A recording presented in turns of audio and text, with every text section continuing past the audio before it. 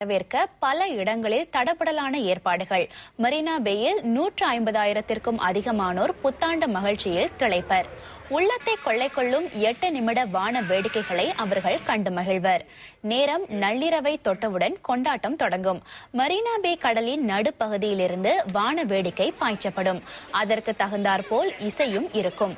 வான வேடிக்கைக்கு காத்திருக்கும் நேரத்தில் 3 உள்ளூர் குழுக்களின் இன்னிசையை மக்கள் ரசிக்கலாம்.